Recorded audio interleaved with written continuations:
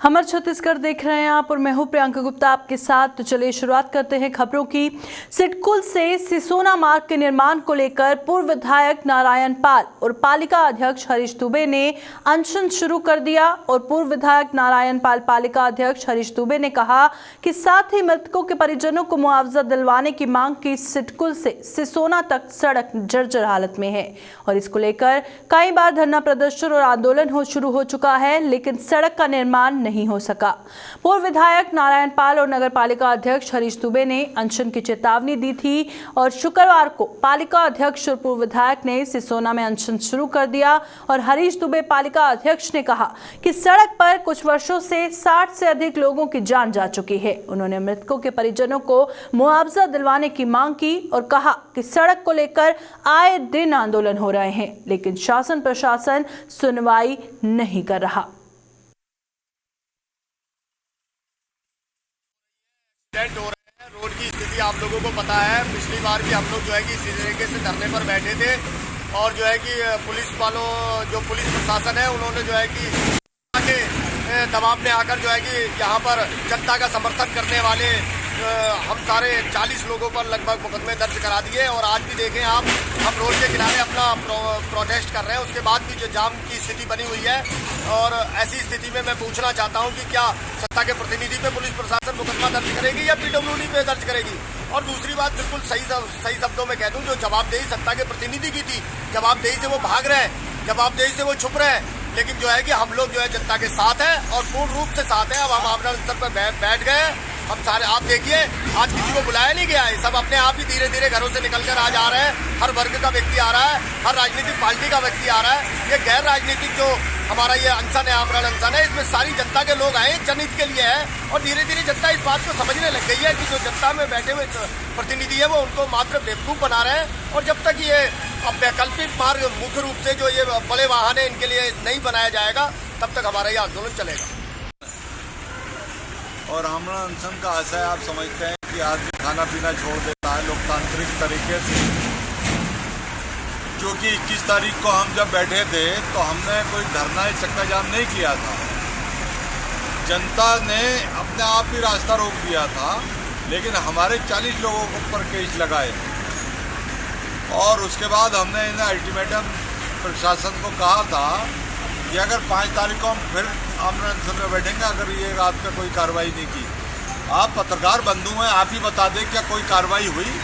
लेकिन ये बात सही है, उसके बाद 5 लोग और मर चुके हैं। तो वैकल्पिक व्यवस्था, जो हमने कहा कि वैकल्पिक व्यवस्था करो, भारी वाहन के लिए दूसरा रास्ता बनाओ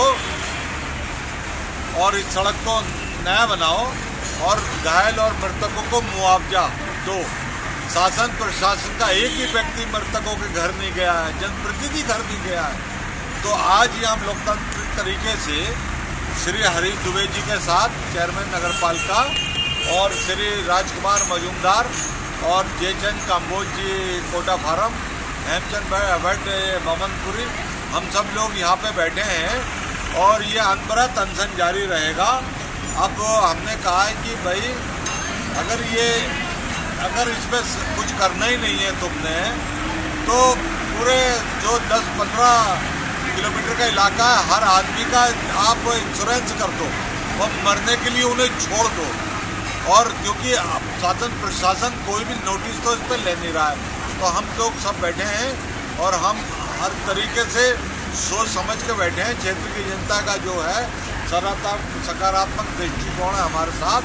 अगर हम नहीं बैठेंगे, अगर हम संघर्ष नहीं करेंगे, अगर हम लोगों की समस्या या परेशानी को नहीं देखेंगे, तो लोग मतलब कोई ये तो है नहीं कि भगवान भरोसे उन्हें मरने के लिए छोड़ दे।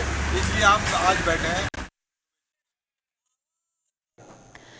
गरियाबंद के प्रभारी मंत्री ताम्रध्वज साहू ने आगामी राज्य में होने वाली माघी पूर्णिमा मेला और अन्य विभागीय कार्यों की समीक्षा बैठक ली। बैठक में वन मंत्री मोहम्मद अकबर सहित कई अधिकारी भी मौजूद रहे। कुछ दिनों के बाद ही माघ माह में शुरू होने वाले इस छत्तीसगढ़ प्रदेश के सबसे बड़े मेले के आयोजन होगा और कोरोना को लेकर विशेष व्यवस्था की गई है। साथ ही केंद्र सरकार की गाइडलाइन का पालन करते हुए मेले का आयोजन भी किया जाएगा।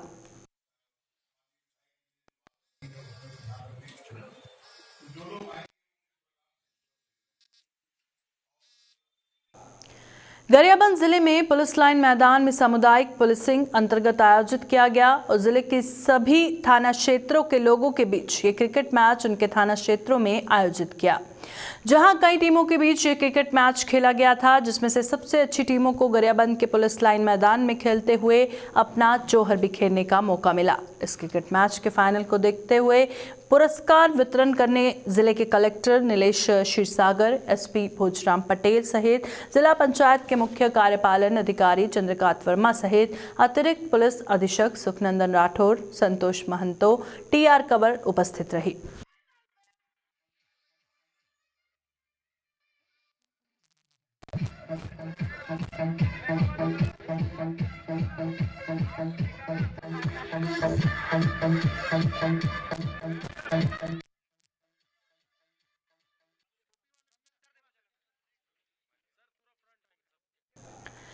जनपद पंचायत अध्यक्ष व सरपंच संघ ने नवागढ़ जनपद पंचायत अंतर्गत मनमानी पूर्वक संचिवों के स्थानांतरण को लेकर बेमेतरा कलेक्टर व सीईओ जिला पंचायत बेमेतरा को ज्ञापन सौंपा।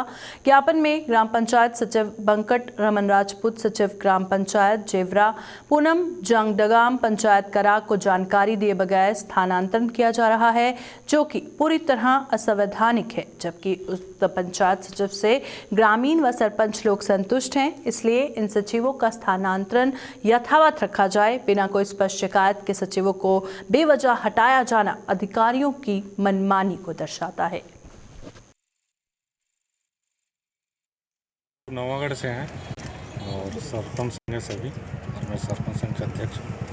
हमारे यहाँ नवागढ़ जनपद सीओ के द्वारा सचिवों को इधर से उधर ट्रांसफ़र करने में मनमानी ढंग से किया जा रहा है, जबकि सरपंच जो है संतुष्ट है अपने अपने सचिव से, बिना जानकारी के, बिना किसी कुछ भी टाइप से। और दूसरा मुद्दा है वहाँ पे हमारे लिए वहाँ बैठने का व्यवस्था नहीं है जनपद में। तो बैठने के लिए तो व्यवस्था वहाँ पर परियोजना जो कार्यालय उसको हम वहाँ पे गए, वहाँ पे हम लोग को सीधा मना कर दिया सीओ जो है जी कि यहाँ पे आप लोग नहीं बैठ सकते। अच्छा, तो कहाँ जाएंगे करके बोले तो क्या बोल रहे हैं? बोले आप लोग नहीं है, वैसा ही नहीं है बोले। और कुछ विशेष बातें जो आप लोगों की समस्याओं में विशेष है, नरेगा का पेमेंट है जी, उसमें भी लेट लटीफ हो रहा है।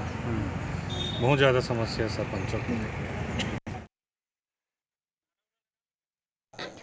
छत्तीसगढ़ राज्य गासुआ आयोग के अध्यक्ष महंत रामसुंदर दास जिला कलेक्ट्रेट स्थित मनियारी सभा कक्ष में आयोजित जिला पशु क्रूरता निवारण समिति की बैठक लेकर पशु क्रूरता निवारण के संबंध में की जा रही कार्यों के संबंध में जानकारी प्राप्त की गई। बैठक में गौ सेवा आयोग के अध्यक्ष रामसुंदर दास ने कहा कि सभी पशु पक्षी आदि प्राणी के प्रति सहानुभूति रखना प्रत्येक भारतीय नागरिक का मौलिक कर्तव्य है। उन्होंने कहा कि पशुओं एवं कुक्कुट के परिवहन का कोई भी तरीका जिसमें उन्हें परेशानी, दर्द एवं पीड़ा हो एक दंडनीय अपराध है। उन्होंने कहा कि कुक्कुट को उल्टा लटकाकर मोटरसाइकिल से परिवहन किया जाता है। राज्य गौ सेवा आयोग के अध्यक्ष महंत रामसुंदर दास आज मुंगेली जिले के प्रवास पर रहे। जिला प्रवास दौरान उन्होंने स्थानीय सर्किट हाउस में वरिष्ठ कांग्रेसियों से मुलाकात की।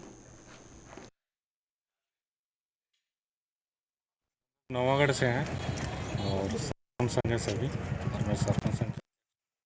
हमारे यहाँ नवागढ़ जनपद सीओ के द्वारा सचिवों का इधर से उधर ट्रांसफ़र करने में मनमानी ढंग से जा रहा है, जबकि सरपंच जो है संतुष्ट है।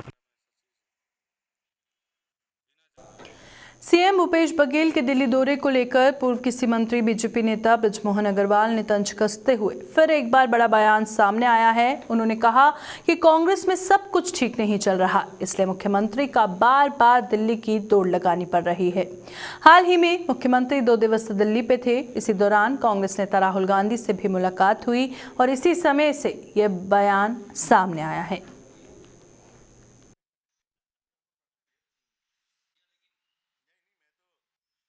राजनीति में दिल्ली के बिना काम नहीं चलता, परंतु कांग्रेस पार्टी में तो दिल्ली के ही आधार पर काम चलता है। अपने आधार पर आप कुछ नहीं कर सकते।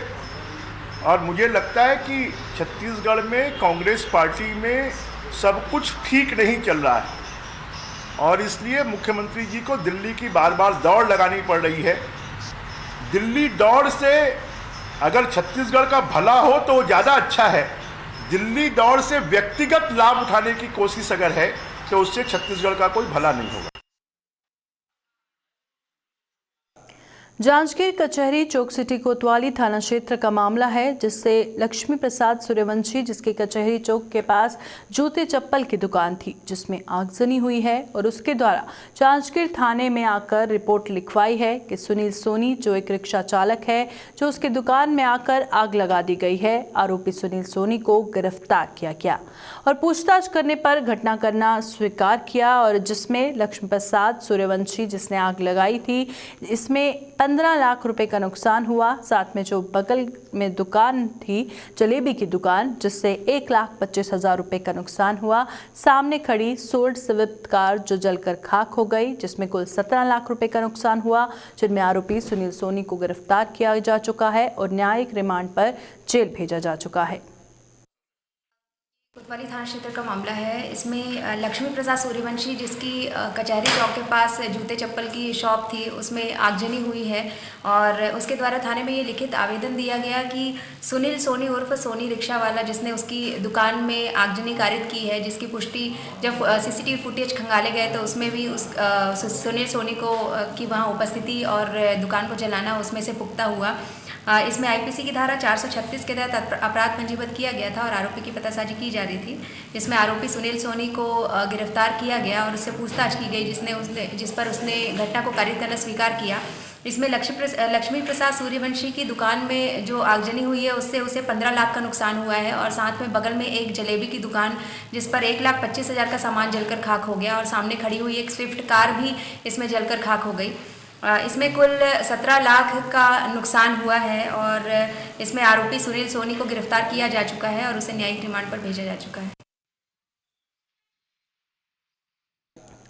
गरियाबंद जिले में भाईयुमो प्रदेश नेतृत्व के आह्वान पर गरियाबंद जिला मुख्यालय में युवा मोर्चा के कार्यकर्ताओं ने छत्तीसगढ़ लोक सेवा आयोग का पुतला फूंकते हुए राज्य सरकार के विरोध में प्रदर्शन कर जमकर नारेबाजी की। युवा मोर्चा कार्यकर्ताओं का कहना था कि छत्तीसगढ़ लोक सेवा आयोग द्वारा आयोजित सहायक प्राध्यापक भर्ती परीक्षा 2019 में प्रारंभ से भारी अनियमितताएं सामने आ रही हैं। परीक्षा के दौरान उन अनुपस्थित अभ्यर्थी का साक्षात्कार के लिए चयन किया गया, जो कि गंभीर विषय है।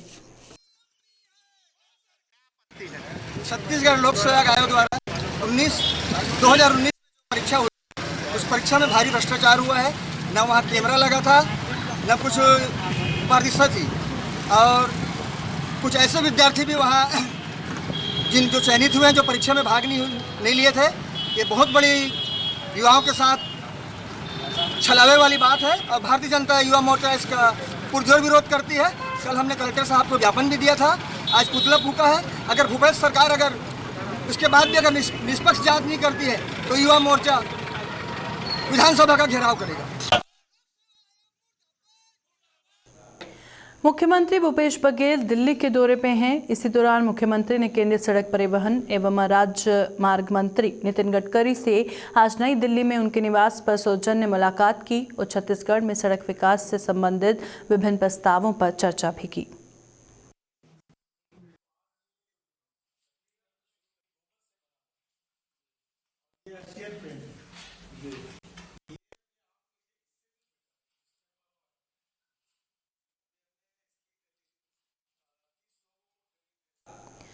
हमारे छत्तीसगढ़ में फिलहाल इतना ही। देश और दुनिया की तमाम खबरों के लिए बने रहिए JK24/7 न्यूज़ के साथ।